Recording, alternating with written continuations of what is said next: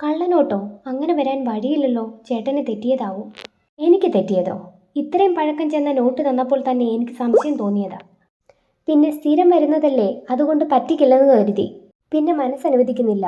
അകത്തിരിക്കുന്ന കണ്ണന് എൻ്റെ അവസ്ഥ അറിയാവുന്നത് കൊണ്ട് മനസ്സ് തോന്നിപ്പിച്ചതാവും. അങ്ങനെ നോക്കിയപ്പോൾ അല്ലേ മനസ്സിലായേ. ദേ നോക്കിയേ, ഇതിൽ ഗാന്ധിജിയുടെ ചിത്രം കാണുന്നില്ല. നോട്ടൊന്ന് സൂര്യപ്രകാശത്തിൽ നോക്കി അയാൾ പറയുമ്പോൾ ഉയർത്തിപ്പിടിച്ചിരുന്ന അയാളുടെ കയ്യിൽ നിന്നും നോട്ട് വലിച്ചെടുത്ത് കിച്ചുവായിരുന്നു. അവനും ആ നോട്ട് ഉയർത്തിപ്പിടിച്ചു. സത്യമാണോ എന്നറിയാൻ വേണ്ടി നോക്കി, വ്യാജനാണോ എന്നറിയാൻ വേണ്ടി, പേപ്പർ തിക്നെസ് തുടങ്ങിയ വ്യാജനാണോ എന്നറിയാനുള്ള എല്ലാ മെത്തേഡുകളും നോക്കി.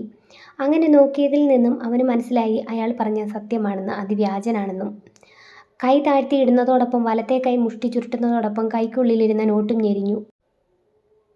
അപ്പോഴും അവൻ്റെ മിഴികൾ രൂക്ഷഭാവത്തിൽ മുൻപിൽ നിൽക്കുന്ന തുമ്പിയിലായിരുന്നു.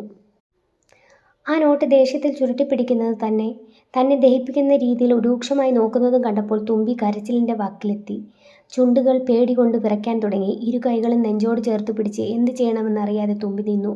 കൊച്ചേ, മര്യാദയ്ക്ക് പണം താ. ഞാൻ ഇതുകൊണ്ട് ജീവിക്കുന്നവനാ. വൈകിട്ട് അരി വാങ്ങാൻ ഈ കള്ളനോട്ട് കൊണ്ട് പോയാൽ ഞാൻ അകത്തു പോകും. മര്യാദയ്ക്ക് പണം താ. സത്യമായിട്ട് എൻ്റെ കയ്യിലില്ല. സത്യം ഞാൻ പറയണേ, വേണേൽ ഹാരം തിരികെ തരാം. കണ്ണീർ കണ്ണിൽ സ്ഥാനം പിടിച്ചതും പേടിയും ഒറ്റയ്ക്കായി പോയതിൻ്റെ വേദനയും നിറഞ്ഞ സ്വരത്തിൽ ഏങ്ങി ഏങ്ങി കരഞ്ഞ്. കിച്ചുവിൻ്റെ നോട്ടവും കടക്കാരൻ്റെ വിമർശനവും അവളെ വേദനിപ്പിച്ചു. അതിന് കൊച്ചു വാങ്ങിയ ഹാരമല്ലേ സാറിൻ്റെ കഴുത്തിൽ കിടക്കുന്നത്? ഇനി ഇത് വാങ്ങി ഇവിടെ വെച്ചിട്ട് എനിക്കെന്ത്? കഴുത്തിൽ ഇട്ട് പൂ വിൽക്കാനോ? ഇതിനി ആര് വാങ്ങാനാ? മര്യാദയ്ക്ക് താ കൊച്ചേ പണം. അയാളുടെ വാക്കുകൾ കേട്ടതും തുമ്പി പേടി ചിരണ്ട് ഏങ്ങി